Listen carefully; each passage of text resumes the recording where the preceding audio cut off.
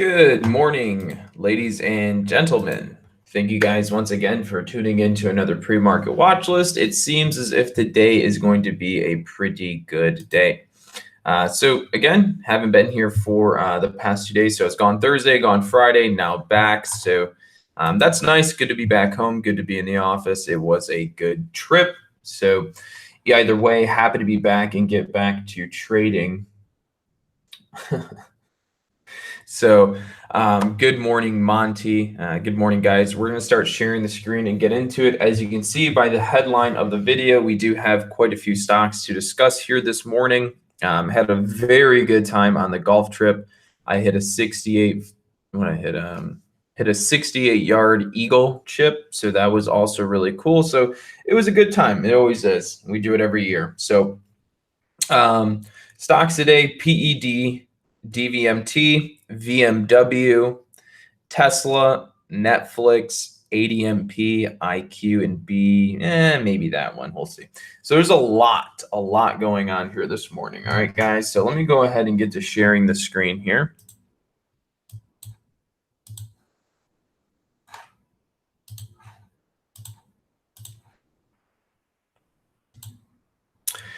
All right.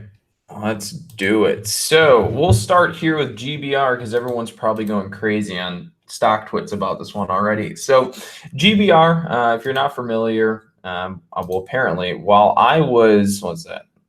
Yeah, this is the one. So this is the one that started moving last Thursday.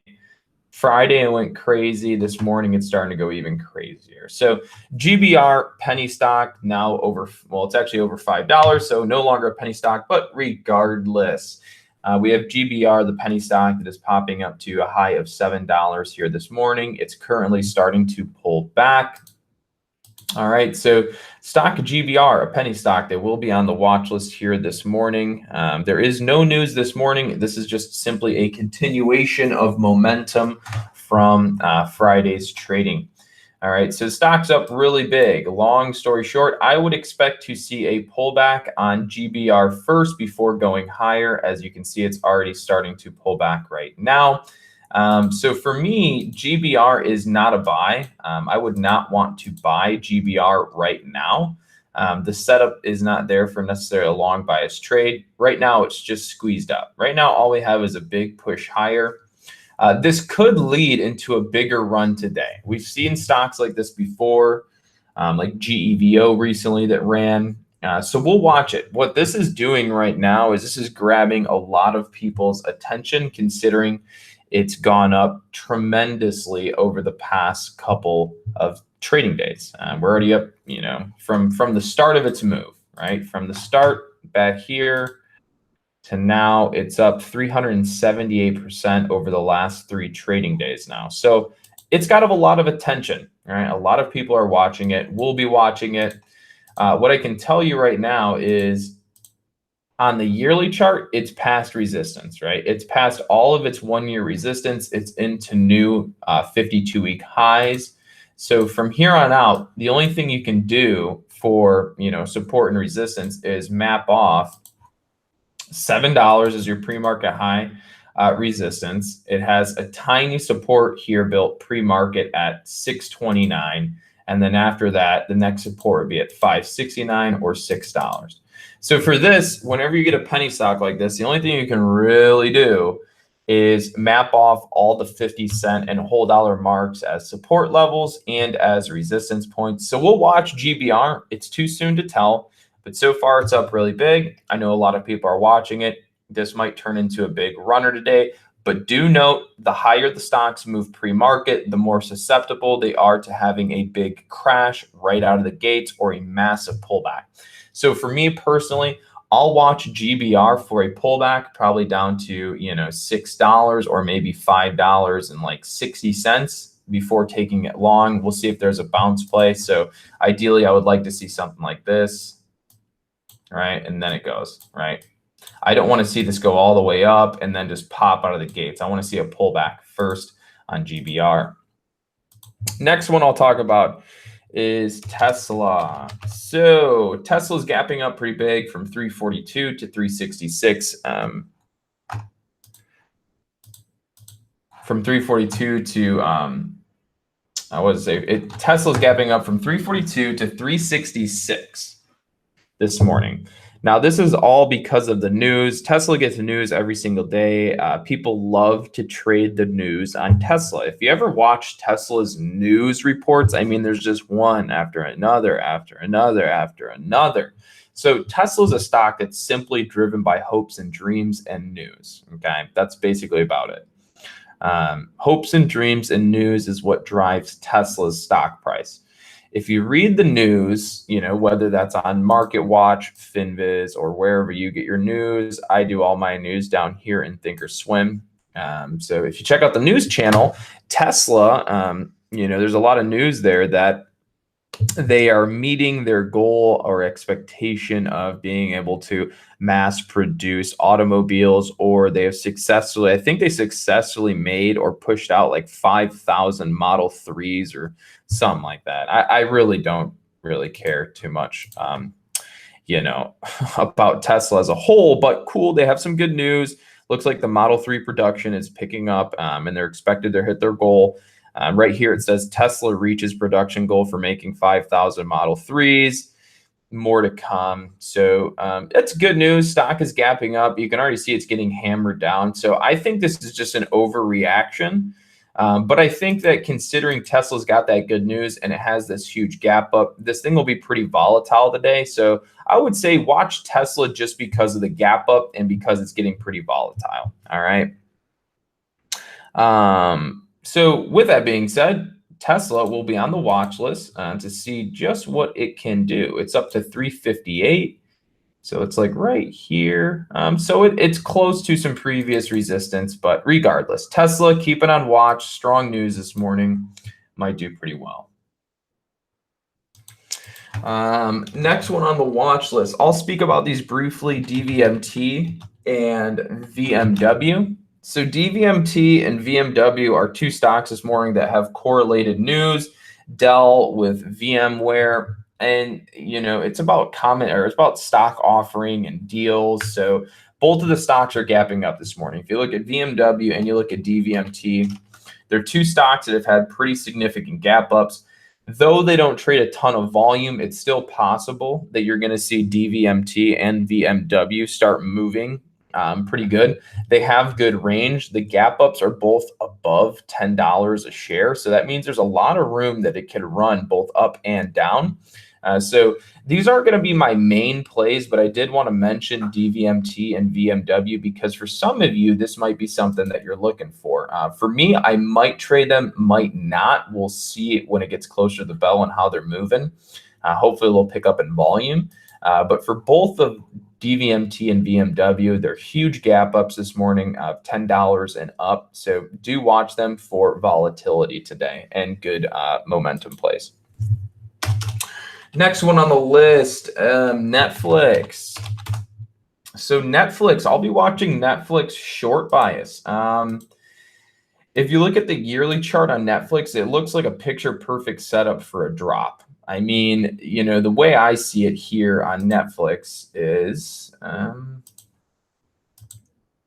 so Netflix, you know, it hit its high of, you know, 423 and then it dumped. And then it rolled over again. And now it's rolling over again. And it looks like it just is ready to take a nice swift push to the downside. Granted, I will argue this, that over the past couple weeks here, probably the past week, the market has been dropping, right? So since the market's dropping, it's not a surprise that stocks like Netflix and Baba and Facebook and Apple, well, if it ever loads, Apple have all been going down. If you notice, all the bigger techs and all the bigger cap stocks have been moving lower. That's not random. That is also a big portion because the overall market as a whole has been dropping. So despite the market dropping, Netflix does appear to have a nice bearish pattern setting up. All right. If you look at it, Netflix definitely setting up for a little bit of a short-term downtrend. And if this thing does, in fact, break down this trend line here, we should see a nice drop. This is into what we kind of call the bouncy ball theory. So that's what I'm looking for to happen on Netflix today. So I will be keeping a close eye on Netflix for a short. All right. And we are getting close to earning seasons. We are definitely getting close to earning seasons. Give it about another month, and you're going to start having earnings pop up all over the place, which is nice because earnings season makes for very easy plays. Okay. So that's Netflix. Now, taking a look at, I'll take a look at ADMP. So ADMP is a stock that's gapping up this morning pretty big. Now, I'm not a huge fan of ADMP. The reason I'm not is if you look at the daily chart, I mean, it has big days, sure, but there's never, they don't really run, right? It's gapped up pretty big, right? It's gapped from like $3 all the way to $5. So we've already gapped up to previous resistance of $5. So chances are, I mean, it's probably not going to do too much better than that today. I honestly think that, you know, we might see it do something like this and then it just dies out. There's something telling me that the gap up here on ADMP is not going to hold, and we're probably going to see it start coming down. All right. So regardless, though, ADMP is into a gap and go setup. This right here you're looking at is a gap and go setup. So do keep it on watch because we could see this thing, sure enough, hold this support. You can see it's holding support here on this level pre-market. So if it continues to hold support there, we could see something like that. But I think we're going to see it go down. All right, so that's ADMP. Let's see. Next one on the list, ADMP, IQ. So IQ has been heavily on the watch list for the past couple weeks. And it's going to continue to be on my watch list because it's trading very heavy volume and it just makes sense to keep it on the watch list. So as you can see from ADMP's bounce up here to 38.30 and then trending down, you can see it's starting to reject this trend line. So I'll be watching IQ short today if it continues to reject the trend line. Okay. So as you can see here, IQ kind of hitting this trend line and rolling over. So if IQ stays below the trend line or rejects the trend line, I will short the stock. But if we break up over, right, if IQ can break up over the trend line and hold support on that trend line, then I will go long. Okay. Something else to note is the Asian markets have been dropping recently. So there's been a lot of it's the same as, you know, Netflix and Baba and Facebook all going down when, you know, the market's going down here. It's kind of the same thing there overseas, right, in Asia. A lot of their markets have been coming close to, if not already entering bear territory.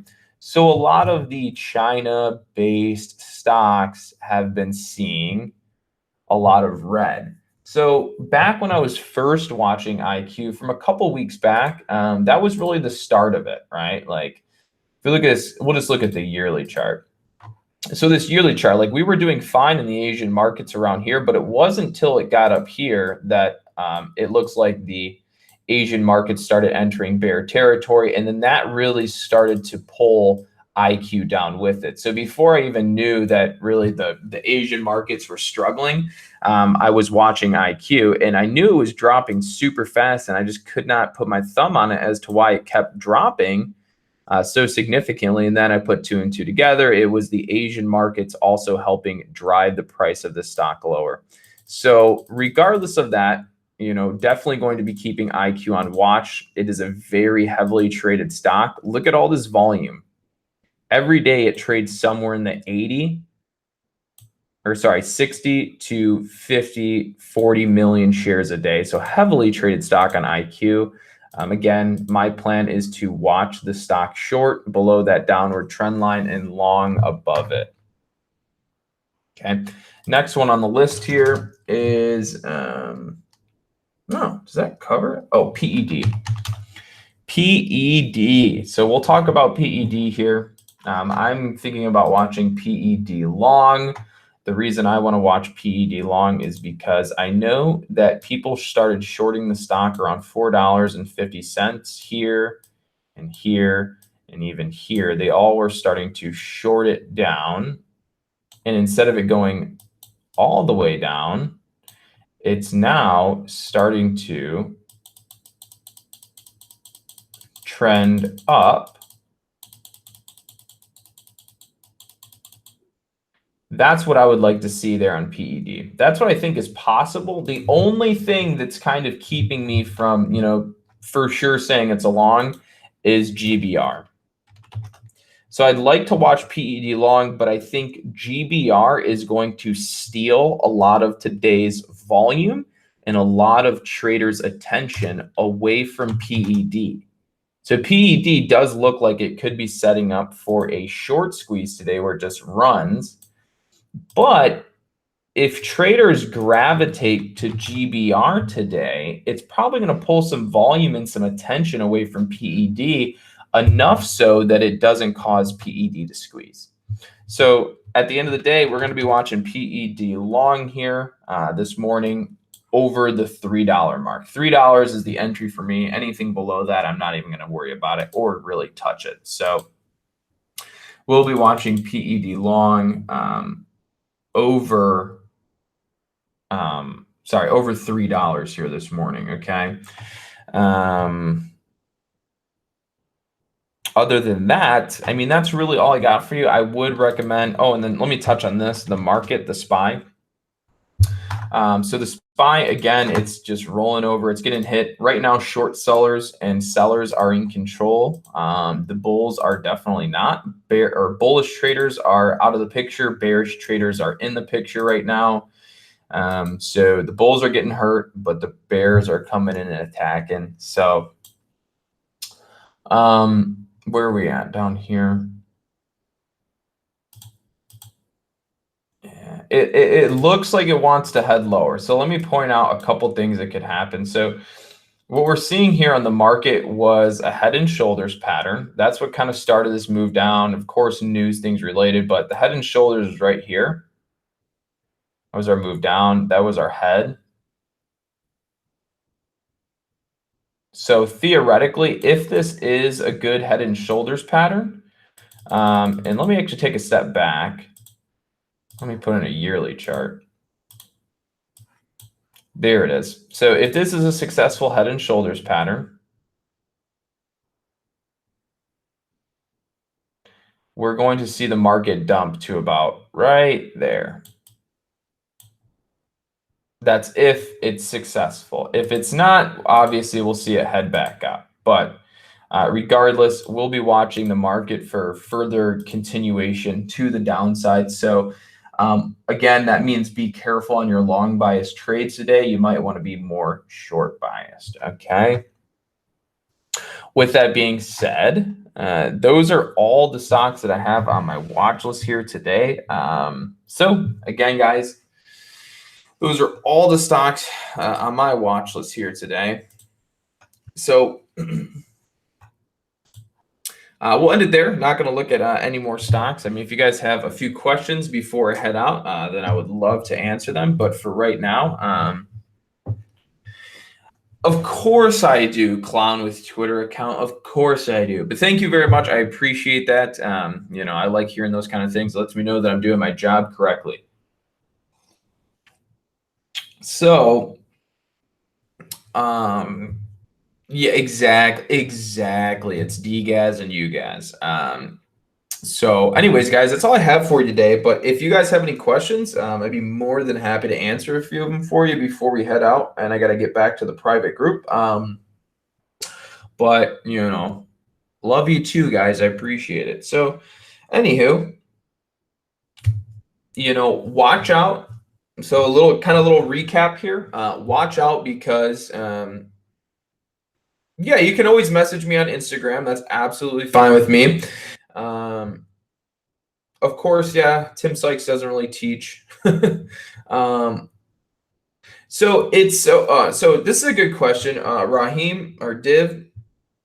Um, the SPY, so the S&P 500 ETF, Spider ETF is the SPY. All right. So let me put it this way: the reason that we have the SPY, right? So the reason we have SPY is because, well, for one, the index fund, S&P 500, is like $27,000. So you don't really trade. You don't trade that, right? If you want to be, a part of the trading world and you want to actively trade, like let's say you wanted to invest in the S&P index fund. I mean, it's not really affordable. I mean, it's $27,000, right? So that's why they come along and they create something, and there's more to it than that, but that's why they create something like the SPY. The SPY is an ETF based fund that tracks, right, and is comprised of the same kind of companies and characteristics as the S&P 500 index fund. So it's a more affordable approach to trading the S&P 500, shall we say.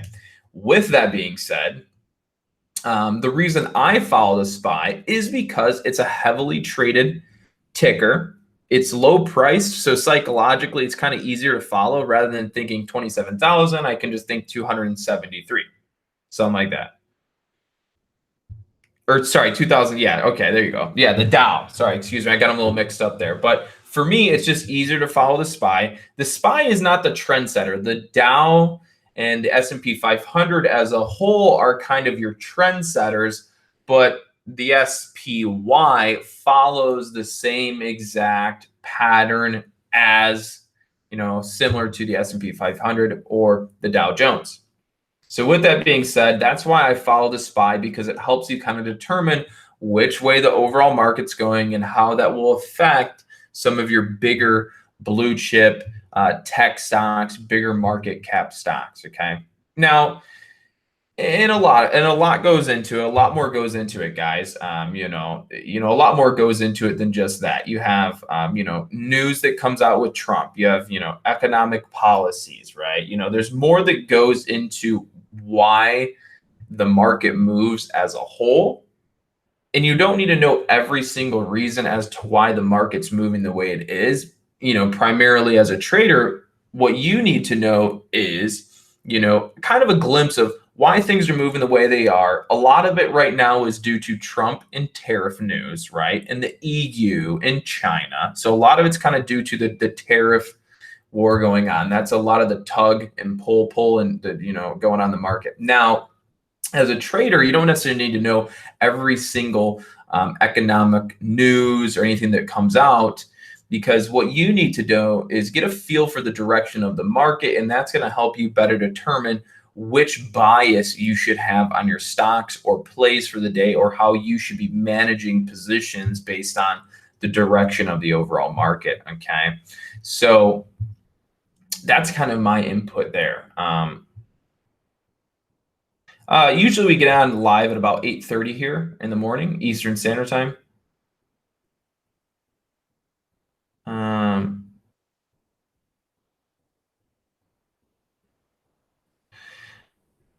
The only way you're going to see a spike in volatility in the market is if we see significant drops like we've seen back in February. You're right. No, I don't use the VIX to confirm SPY movement. The VIX, so the VIX, the VIX is not correlated with like SPY movement. The market, when the market moves and starts moving, that causes the volatility index to go higher. So first the move starts in the market, then the volatility index increases, and then you're going to see spike in TVIX and ETF based funds like that.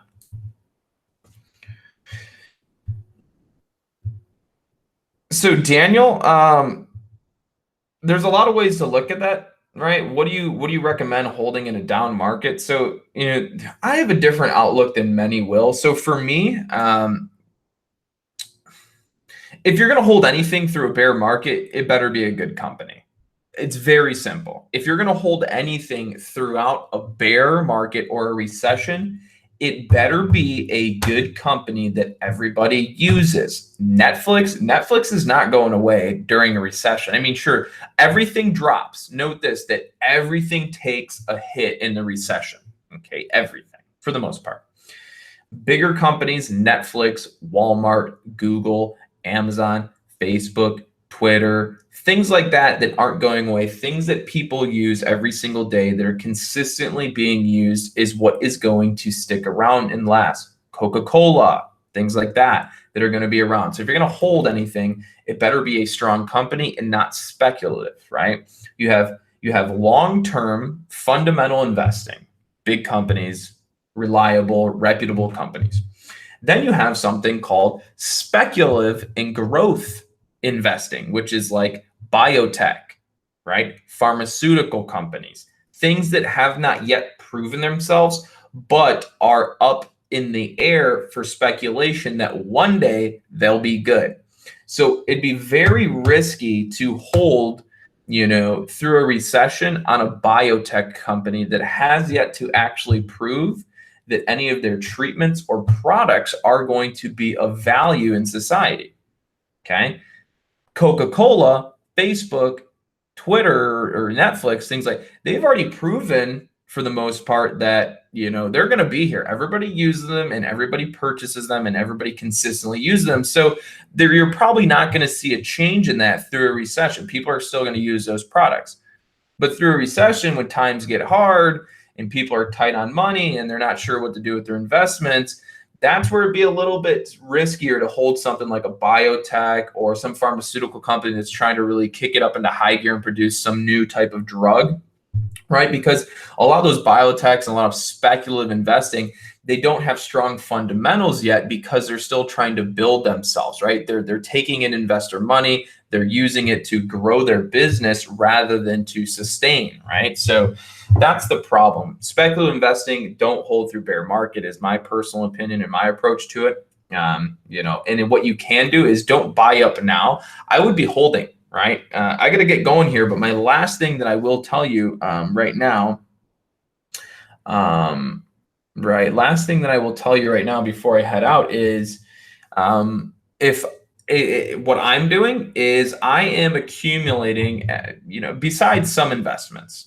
I'm accumulating as much cash as I can get right now. For me, it's like hustle, save, save, save, save, save. I'm not saving to save because saving is what you should do. I am saving, saving, saving, saving, saving because sooner rather than later, I think the market will crash. We'll go through a nice recession. I think we're in a bubble, a little bit at least. And when that happens, I will take my money and I will buy up every single reputable company that I can get my hands on when the market does go through recession, because that's when you're going to make money. Right now, buying any new or starting any new long-term positions in the market, in my opinion, is stupid. I don't think the risk to reward is not, it's just not even there. It's ridiculous. It's not even worth it. So for me, I'm taking all my money, saving it, and we'll be investing when the market hits a recession and starts coming down. That's when I'll take all my money and put it in. As for right now, I would be selling and taking money out of the market. Right now, Warren Buffett has more cash on hand he's ever had in his whole life, getting ready to invest for the next market crash. So what's that telling you? It's telling you that smart money is moving money out of the market, and the money that's driving the market right now is probably more dumber money. Ready? Smart money's moving out, dumb money's pouring in. Okay. A lot of retail investors and households, right? They start investing into the market when they feel it's strong, right? Nobody buys when the market's going down because they think they're going to lose all their money. That's when you need to buy, when the market's going down, not when it's going up. So long story short, get ready. I'll be buying up. So anyways, gotta go, gotta get away. I will see you guys all tomorrow morning. Thank you guys once again for tuning in, and I will see you guys tomorrow morning for another pre-market watch list.